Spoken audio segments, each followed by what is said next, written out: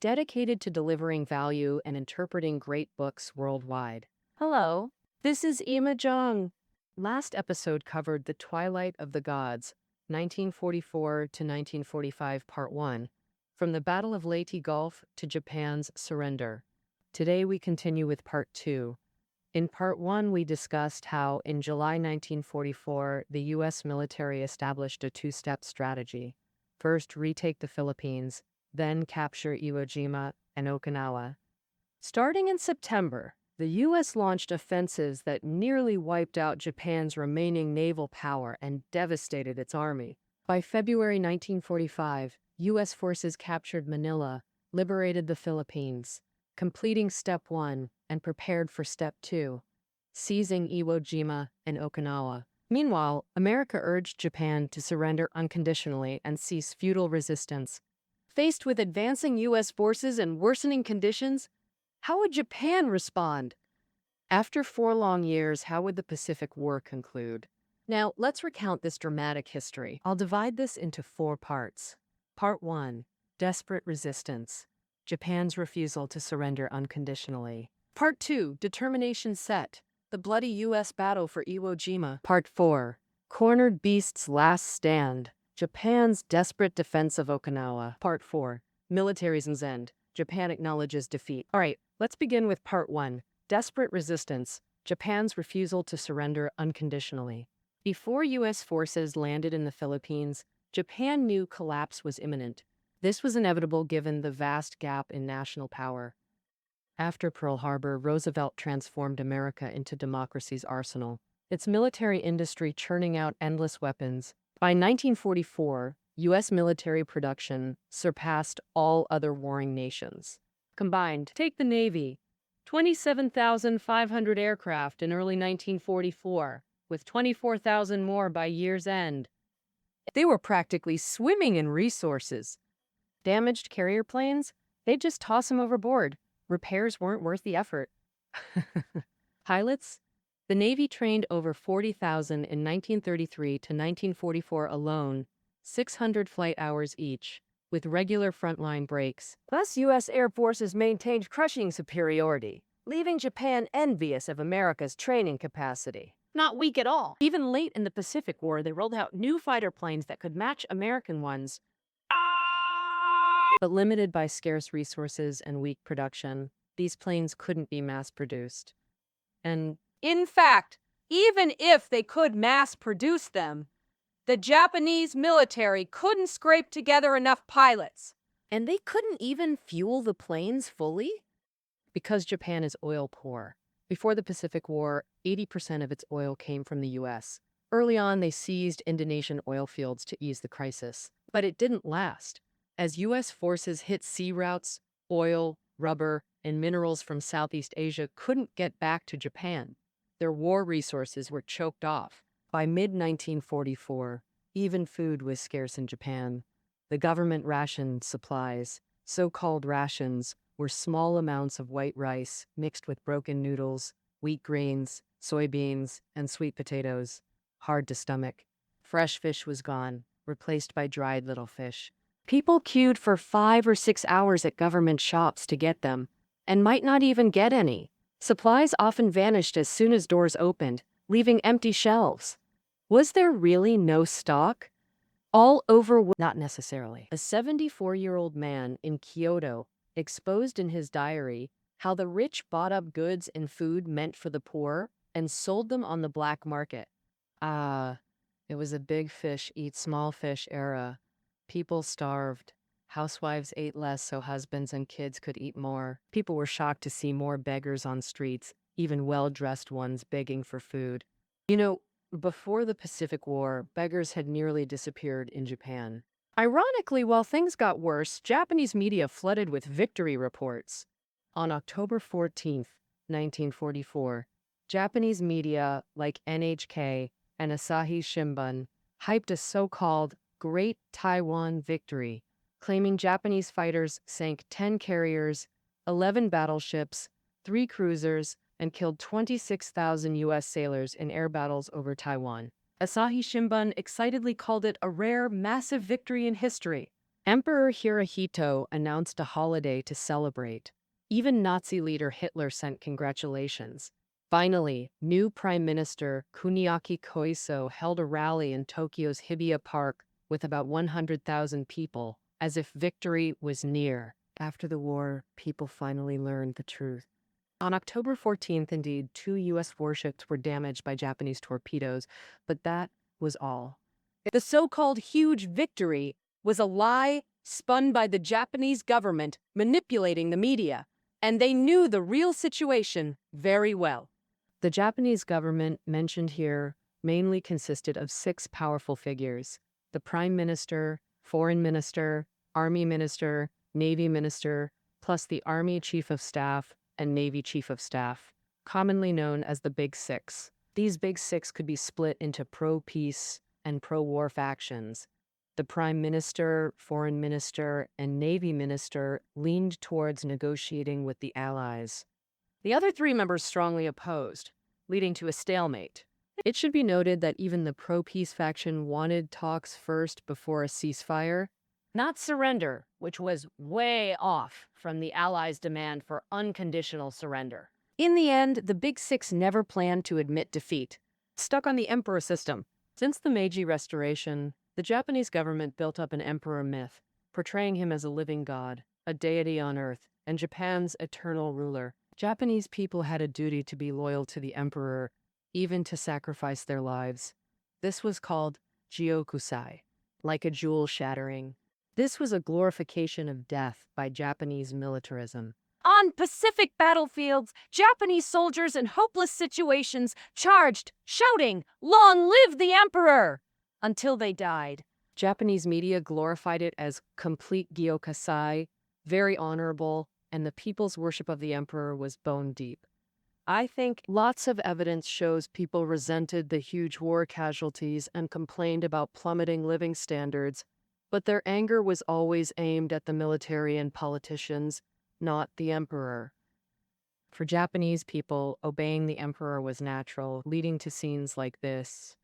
Some anti-war Japanese even volunteered to join the army and fight for the emperor. In short, under Japanese military's brainwashing, the emperor was the symbol of the national spirit, and the emperor system was an unchangeable state structure. But the Allies' demand was clear: unconditional surrender, no bargaining. This was unacceptable to the Japanese government centered on the emperor and the Big Six. But they felt the Allies' stance wasn't firm, and there was still wiggle room. See, in Japanese eyes at the time, American spirit had been ruined by luxury.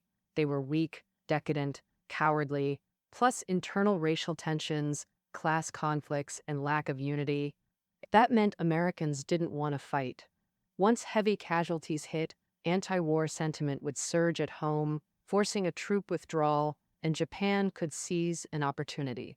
The Japanese government thus set their strategy: inflict as many casualties as possible on American troops. The Japanese military aimed to force the U.S. government to negotiate, allowing Japan to exit the war honorably. As Emperor Hirohito said, it meant committing all remaining forces to defensive operations. Then, when the Americans stumble, we'll find room for compromise.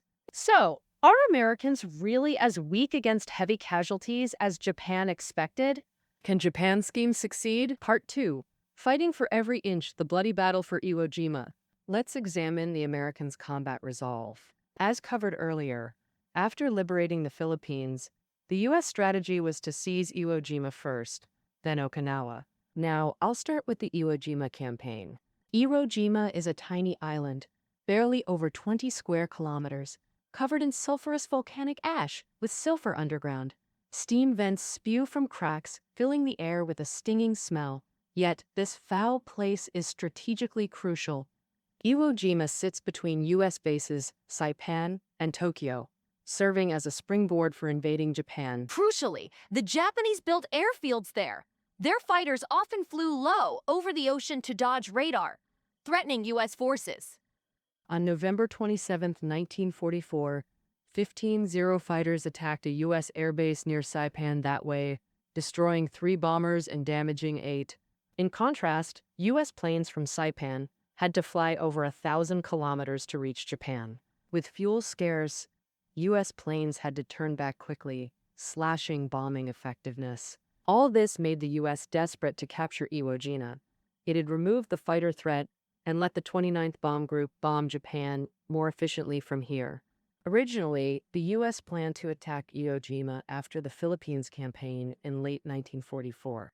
But Japanese stubborn resistance delayed the Philippines' end, pushing back Iwo Jima. By mid-February 1945, this gave Japan plenty of time to prepare. Japan's 109th Division and sailors, about 24,000 men, led by General Tadamichi Kuribayashi, built complex, strong defenses.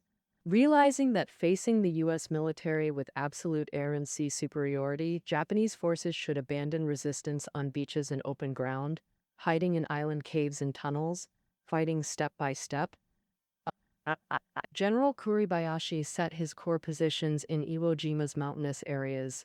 The Japanese carved fortifications into rock, building countless bunkers, firing ports, and sunken positions, interweaving machine guns, mortars, coastal artillery, and anti-tank guns into hidden networks of fire.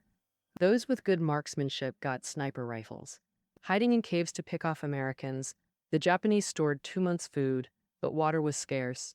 General Kuribayashi led by example in conserving water. He shaved, washed his face, and brushed his teeth, using just 1 cup of water. He also gave a strict order: always rely on fortifications, never launch charges. The so-called bonsai charge, suicidal charges shouting, "Long live the emperor," was forbidden. Kuribayashi warned, "We are resolved to die, but make it count. Each man must kill 10 Americans, not die blindly." At dawn on February 16, 1945, hundreds of U.S. warships began encircling Iwo Jima. A Japanese soldier named Terzuji Akikusa watched it all from an observation post. Seeing the massive ships closing in, it felt like mountains rising from the sea. Akikusa then saw battleship guns flash, followed by deafening roars. A hot wind hit his face.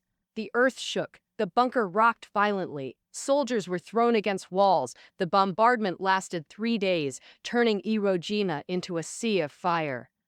3 days later, at 8:30 a.m., thousands of landing craft carrying 111,000 U.S. troops charged toward southeast Iwo Jima. The invasion had begun. In the first 90 minutes, the U.S. landed 8 battalions, including 2 tank and 2 artillery battalions. They suffered almost no casualties, however. At 11 a.m., U.S. troops assembling on the beach were hit by intense fire, scattering in confusion, panicked and fleeing. The Americans were stunned. How had 3 days of bombardment failed to destroy enemy artillery? Reckons showed the fire came from Mount Suribachi at Iwo Jima's southwest tip. At 168 meters high, it dominated the island, and the Japanese had artillery positions there. Hidden by rock, U.S. bombers couldn't spot or destroy it. The 28th Marine Regiment of the 5th Marine Division was ordered to take Mount Suribachi. Their first task was to clear 70 concrete bunkers encircling the mountain's base. Soldiers crouched and leaped between rocks and craters.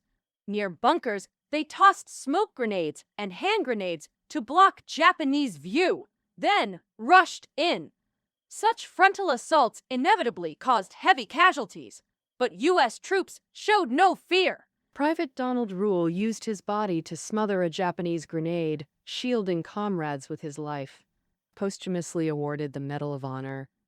Other gravely wounded men, knowing they wouldn't survive, told medics to leave them and save precious morphine for lighter casualties.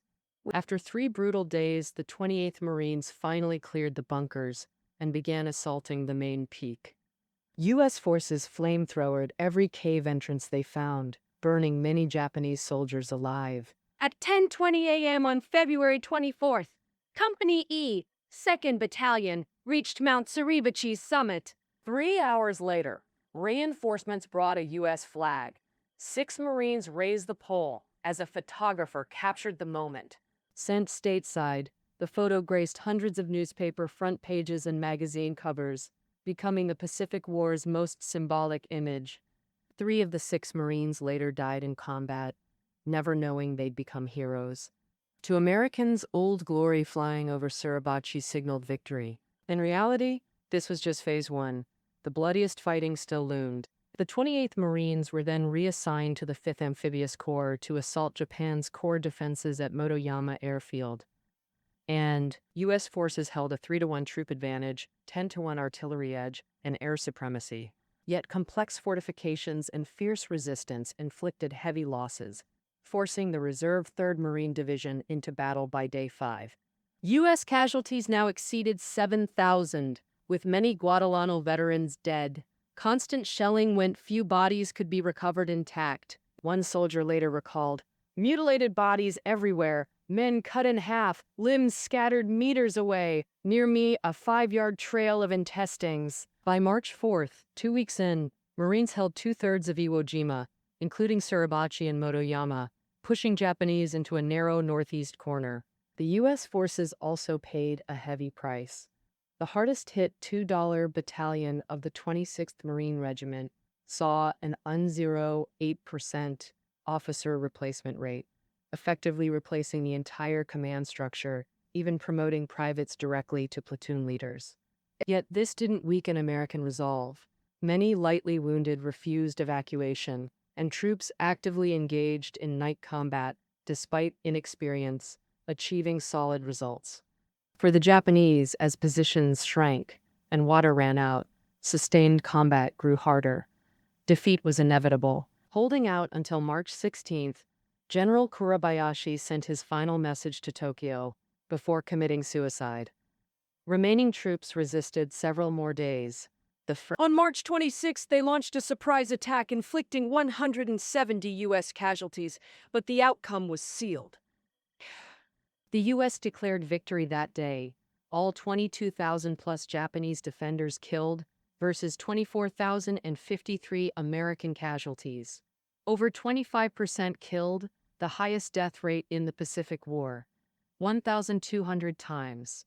Japan inflicted massive casualties, but would America back down? The Battle of Okinawa gave a clear answer: no retreat. Part 3. Cornered Beast's Last Stand. Japan's desperate defense of Okinawa. I'll explain the intimidation tactics Japan used to try to repel the Americans. Okinawa lies 1,360 kilometers west of Iwo Jima, 640 kilometers north of Japan's Kyushu. Capturing it would enable direct invasion of Japan. Troop movements began before Iwo Jima ended. By late March, U.S. forces concentrated near Okinawa. 200-plus warships, including 20-plus carriers, 1,200 transports, and over 180,000 combat troops in the 10th Army. Another 120,000 were engineers and support troops. Japan's 100,000 defenders faced absolute firepower and logistical disadvantages. Given Iwo Jima's lessons, Marine divisions spearheading the assault were told to expect 80% casualties. Before the battle began, U.S. warships and aircraft bombarded Okinawa for 3 days and nights. They didn't expect to destroy fortifications, just exhaust the enemy with nonstop shelling, denying sleep. At 8:30 a.m. on April 1st, 1945, the command ship raised signal flags. Helmsmen of the first landing craft opened throttles and charged toward Okinawa. The battle had begun. Okinawa is 107 kilometers long north-south and 31 kilometers wide east-west. A long, narrow island, U.S. forces landed at the island's waist to sever Japanese connections between north and south, enabling piecemeal destruction. 2 airfields were also here. Capturing them would cripple Japan's air power in the region. The plan seemed perfect, and progress was surprisingly smooth. On D-Day, 50,000 U.S. troops landed with only light Japanese resistance, minimal casualties. Taking the airfields faced no opposition at all. But with Peleliu and Iwo Jima lessons fresh, the U.S. stayed vigilant, knowing tougher fights lay ahead. They were right. Defending Okinawa was General Mitsuru Ushijima of Japan's 32nd Army, a veteran of China's invasion, his hands stained with Chinese blood. Per his plan, Japanese forces hid in Okinawa's southern mountains, resisting with networked bunkers, trenches, tunnels, tanks, traps, and artillery. In southern Shuri stood an ancient Ryukyu palace on cliffs, turned fortress.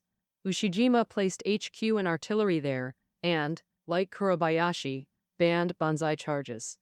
Ushijima's order: stall the Americans at all costs to buy time for homeland defense. Sure enough, when U.S. troops pushed south, fierce Japanese resistance erupted. Japanese fortifications were too complex and hidden. Bombing barely worked. Infantry had to assault head-on, guaranteeing casualties. The U.S. 24th Corps, leading the attack, suffered 1,500 casualties in 4 days, forcing trench digging for a protracted siege. This played into Japan's hands, both sides deadlocked at Shuri Fortress, while Task Force 58 offshore, providing air-naval cover, came under attack. Didn't Japan's Navy lose its fighting strength? Who launched the attack? The answer: Kamikaze Special Attack Units. Kamikaze refers to typhoons in the mid-13th century that wrecked Mongol invasions of Japan twice. Japan called them nation-protecting divine winds. Now facing defeat, they prayed for divine wind again. Ironically, the U.S. Navy did face 2 massive typhoons, but modern fleets shrugged them off. Even divine winds couldn't help. When natural divine winds failed, they created their own. The pioneer was Admiral Takijiro Onishi of Japan's First Air Fleet. During the Leyte Gulf battle, he formed a special attack unit with 5 planes, dubbed Kamikaze Special Attack Unit, which sank 1 U.S. escort carrier and damaged 3 others. In another suicide attack, kamikaze units crippled 2 heavy carriers and killed 146 Americans.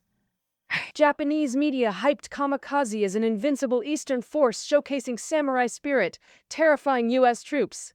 Japan's high command endorsed the tactic and promoted it army-wide. Suddenly, entire Japanese Army and Navy air units converted to kamikaze squadrons. But veteran pilots mostly refused. It violated their self-preservation instinct. Some old-timers declared, "Do it if you want, but I won't." The most zealous were militarist brainwashed youths competing to join. Unselected ones wept to departing comrades. "Everyone wants to go. Don't be selfish!" Rookies got just 7 days basic training. No shooting or bombing skills needed. They simply flew crude planes to crash into U.S. warships. A typical unit had 4 to 6 planes. 1 to 2 veteran-piloted escorts, flying above 7,600 meters. Near U.S. fleets, they dropped chaff to jam radar while diverting interceptors. Suicide planes then dove at top speed toward ships. Ideally, pilots aimed for carrier elevator shafts to hit hangars, triggering secondary explosions. Kamikaze caused damage at Leyte, Philippines, and Iwo Jima, but Okinawa saw their peak deployment. On April 6, 1945, Japan sent 700 planes for suicide attacks against U.S. fleets off Okinawa. A U.S. officer recalled, "They came non-stop dawn to dusk, solo or in groups, gliding, diving, plunging vertically. U.S. anti-aircraft guns fired day and night, filling the sky with flak bursts. Fighters scrambled constantly, radio channels buzzed with directions.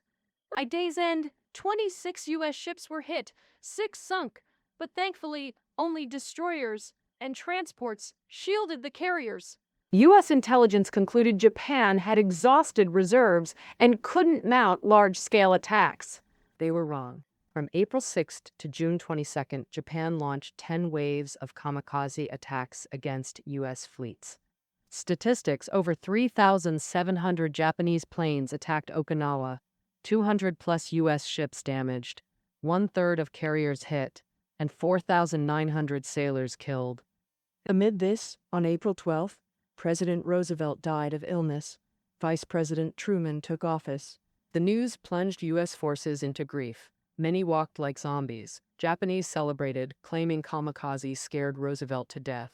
This fanatical tactic shocked Americans. Some developed PTSD, but U.S. resolve never wavered. On May 8th, Nazi Germany surrendered unconditionally, massively boosting U.S. morale. 3 days later, the U.S. 10th Army committed 2 Marine and 3 infantry divisions for Okinawa's largest assault yet, vowing to take Shuri Fortress. U.S. troops charged through machine gun fire, tank traps, and minefields, fighting for every inch. So brutal, burying bodies was pointless. Artillery would blast them back up. From May 21st, torrential rains hit Okinawa. Rotting corpses stank. Soldiers crawled through putrid flesh. Even hardened Marines neared breaking point. Given the carnage, U.S. troops nicknamed Shuri Fortress, Hacksaw Ridge. The 2016 film Hacksaw Ridge depicted this battle through a medic's eyes. Despite overwhelming odds, U.S. forces pushed forward. On May 29th, the 1st Marine Division stormed Shuri Fortress. General Ushijima escaped with remnants in the rainy night. He committed suicide on June 22nd. Remaining Japanese troops fought stubbornly until July. This resistance held no tactical value, just death throes. Worse, the Japanese dragged civilians to their deaths. By militarist logic, soldier or civilian, all were emperor subjects. Surrender or capture meant shame. Before Okinawa, Japan forced 100,000 plus civilians into Shuri Fortress, building defenses while warning, Americans are demons who will torture you. Brainwashed civilians attacked U.S. troops, causing nervous trigger fingers and accidental killings, one soldier admitted. At night, I shot at movement, found a woman, baby strapped to her back, both bullet-riddled. Decades later, he still felt like a murderer. I couldn't tell soldier from civilian. Japanese made civilians walk ahead toward U.S. positions, forcing Americans to shoot, a soldier recalled. We hated it but had to save ourselves. To flush Japanese from caves, U.S. troops used flamethrowers, killing civilians inside too. As defeat loomed, desperate Japanese handed grenades to civilians, forcing mass suicide. Others were pushed off cliffs or bayoneted. Japan called this suicide, pretending civilians died willingly for militarism. Statistics. Nearly 100,000 Okinawan civilians died, mostly forced by Japanese in the final phase. U.S. losses also hit record highs. 48,881 U.S. casualties, 12,520 dead, 36,361 wounded. Lieutenant General Buckner, 10th Army Commander, died, becoming World War II's highest-ranking U.S. officer killed by enemy fire.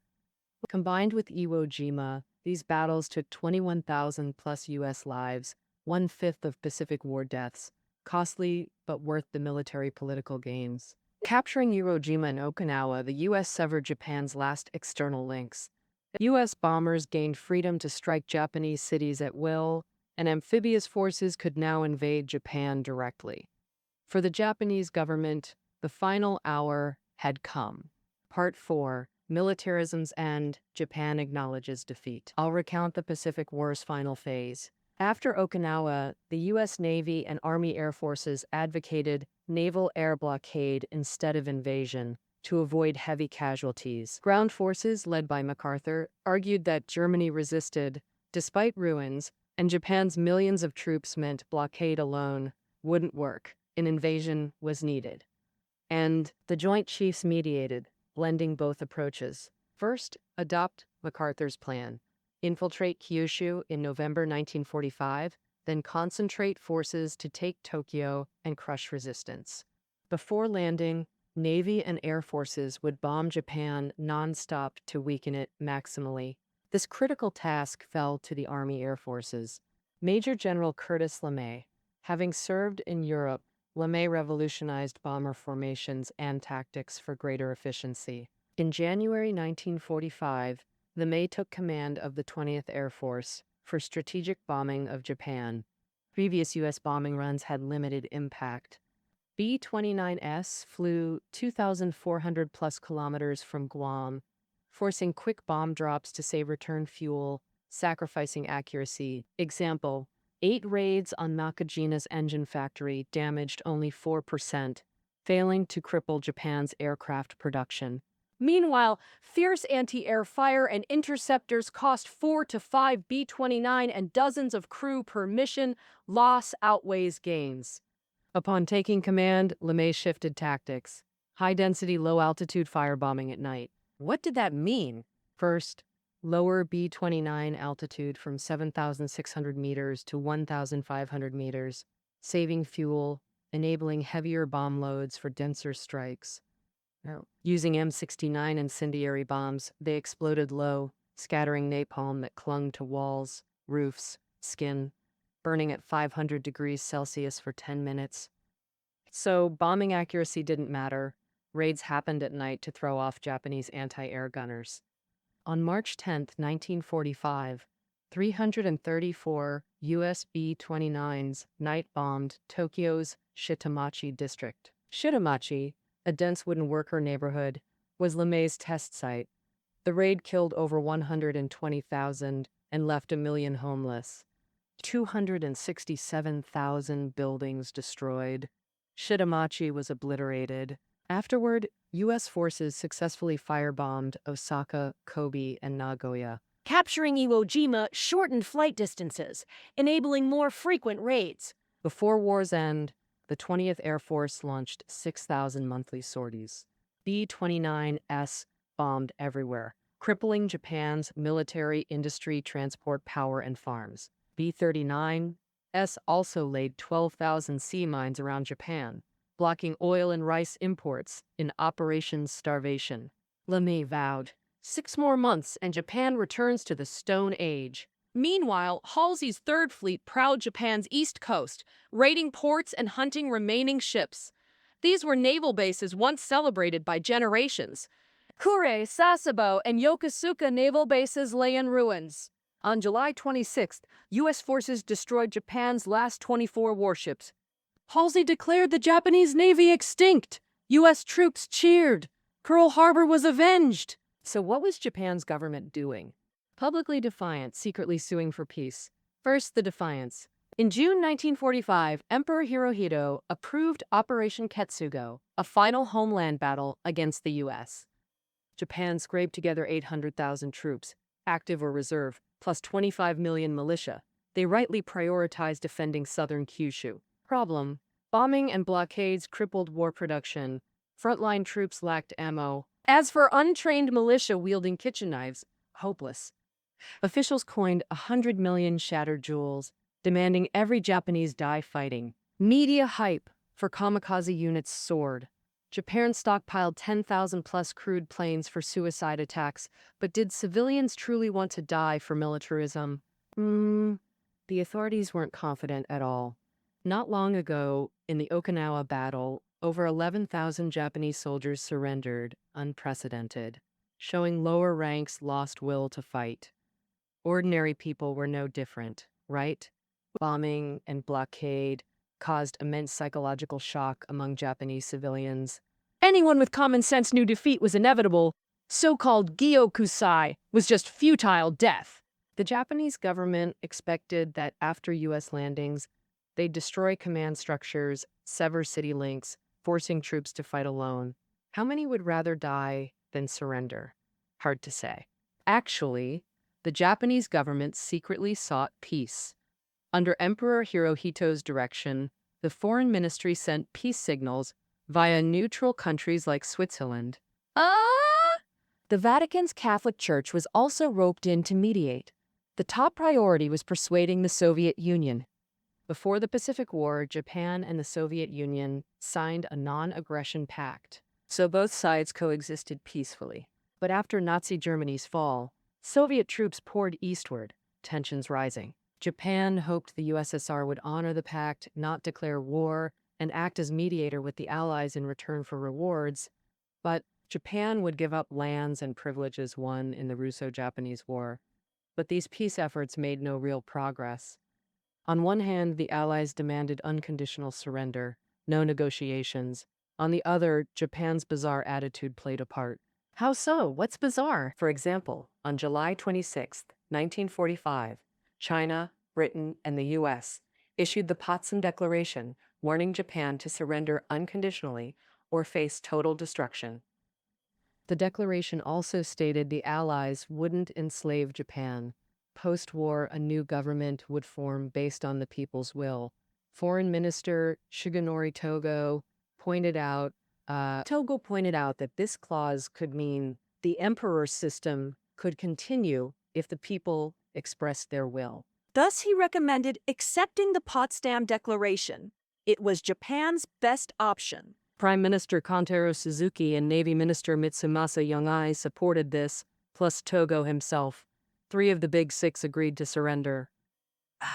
But the other 3, Army Minister Korechika Onami, Army Chief Yoshijiro Umezu, and Navy Chief Soemu Toyota, opposed. They demanded Allied guarantees to preserve the Emperor system for a dignified exit. Why were hardliners fixated on this? Not just stubbornness. What were they afraid of? It's because the Japanese military had a Jiokokujo tradition, lower-ranking officers disobeying orders, acting independently, even assassinating superiors. In 1936, young officers launched the February 26th incident, killing high officials and generals, a classic Jikokujo case. Hardliners feared accepting Potsdam would enrage young officers sworn to the emperor, endangering themselves and families. So they refused compromise. Even the military couldn't control this, let alone civilian officials. Prime Minister Suzuki publicly rejected Potsdam, vowing to fight to the bitter end. President Truman interpreted this as, "They want us dead. That's what it means." With Japan unyielding, Truman decided to use a new weapon, the atomic bomb. In June 1942, the U.S. launched the Manhattan Project, thousands of top scientists building nuclear arms. By July 1945, the first test succeeded. America now held history's deadliest weapon. But should they use it? Americans debated fiercely. Manhattan scientists petitioned against city bombings on humanitarian grounds. The military hesitated over effectiveness, but Truman ordered 2 bombs dropped on Japan. His reason: to spare American soldiers' blood. At dawn on August 6, 1945, Lieutenant Colonel Paul Tibbets led 4 B-29s from Tinian Island toward Hiroshima. Tibbets' plane carried Little Boy, an atomic bomb. At 8:05 a.m., B-29s neared Hiroshima. No interceptors, no anti-air fire. At 8:14, Tibet ordered the drop. 1 minute later, the 5-ton bomb fell. 43 seconds until detonation over Hiroshima. Those 43 seconds were the B-29's escape window. Tibbets banked sharply right, diving away at full speed. Soon, the cabin filled with a blinding silver blue light. Oh, Paul Tibbets tasted metal in his mouth. Realizing it was radiation, he felt relieved. Because this meant Little Boy had detonated. Hiroshima instantly became hell on Earth. The nuclear chain reaction spiked temperatures to 1,000,000 degrees Celsius at ground zero. Air within 1 kilometer ignited. A fireball vaporized about 20,000 people downtown. Then came gamma rays, neutron radiation, thermal pulses, and shockwaves. Firestorms spread at 440 meters per second in concentric circles. Victims turned to gas instantly, leaving faint silhouettes on walls. Smoke and ash blotted the sky as fires raged. The stench of burning flesh hung thick. The entire city. 2 hours later, black rain fell on survivors. People later learned this rain was radioactive. They should have avoided it. The next day, the sky cleared. Hiroshima's citizens were stunned. Buildings gone, horizons widened, their city now a wasteland. At first, Japan's government refused to believe it was an atomic bomb, until nuclear physicist Yoshio Nishina confirmed it in Hiroshima. On August 9th, the Soviet Union declared war. 1.5 million troops invaded Manchuria. Prime Minister Suzuki asked the military, "Can the Kwantung Army repel them?" The reply: "No hope at all." At noon, the U.S. dropped another atomic bomb, this time on Nagasaki. Even hardliners admitted defeat was inevitable, yet still refused unconditional surrender. In desperation, peace factions appealed to the emperor for a sacred decision. Hirohito sided with peace advocates. Prime Minister Suzuki immediately announced, "The sacred decision is made, and this concludes matters." Hardliners dared not defy the emperor. After negotiations, the Allies accepted Japan's surrender. Emperor Hirohito decided to broadcast his surrender speech nationwide on August 15th, with recording completed a day prior. But an incident nearly caused disaster. Sure enough, young officers led by Major Kenji Tanaka opposed surrender and plotted a military revolt. On August 14th night, Tanaka's rebels stormed the palace, killed Guards Commander Takeshi Mori, then raided the basement hunting surrender documents and recordings to destroy them. Fortunately, the palace basement was so labyrinthine that the rebels couldn't find them. Loyalist troops arrived, ordering rebels to disarm and obey the emperor's sacred decree. Seeing all was lost, Kenji Tanaka shot himself. The rebellion quelled. At noon on August 15th, Emperor Hirohito's voice echoed in homes, classrooms, barracks, village squares, anywhere with radios or loudspeakers. Hirohito spoke archaic Japanese. Many listeners were bewildered, but news spread through streets and alleys. The war is over. That night, Tokyo residents turned on lights. Blackout restrictions lifted. Across the ocean, America erupted in celebration. Crowds flooded NYC, LA, SF streets. In Times Square, thousands watched a sailor kiss a nurse. Captured by a Time photographer. Front page nationwide as victory's symbol. Pacific-based U.S. forces fired celebratory rounds skyward nonstop. Soon they'd go home. The Pacific War, 3 years and 9 months, was finally over. As a crucial War II theater, it decisively defeated the Axis powers. Statistics: 1.5+ million Japanese soldiers died. The elite Kwantung Army was annihilated in the Pacific. Decades of naval buildup, gone. Civilians paid dearly under bombing blockade. Pacific War's crushing defeat forced Japan's surrender. For the U.S., glory came, but not without cost. Yet brutal war left lasting trauma on ordinary soldiers. From December 1941 to August 1945, 111,606 U.S. troops died in the Pacific, most buried at sea, unrecovered. Survivors suffered PTSD, trying not to remember, yet triggers lurked everywhere. Dropped keys, plane sounds, instantly flashing back to combat. Comrades' moans, enemies thrashing, maggot-covered corpses, blood-red rivers, constantly hammering their nerves. Some veterans say, every time they close their eyes, they see their brothers dying around them. Then grief wells up. The inner loneliness has no outlet. Their bodies tremble uncontrollably, and emotions go haywire. 8. Veterans generally find it hard to fit into society and can't communicate with people. Many veterans divorced, turned to alcohol, or even committed suicide. For them, the Pacific War seems never to end. That's the devastation war brings, even if you're the victor. Well, that concludes our interpretation of the Twilight of the Gods, 1944 to 1945, from the Battle of Leyte Gulf to Japan's surrender in this part. With that, the Pacific War trilogy is fully interpreted. Reading notes are below the audio. We'll see you next time.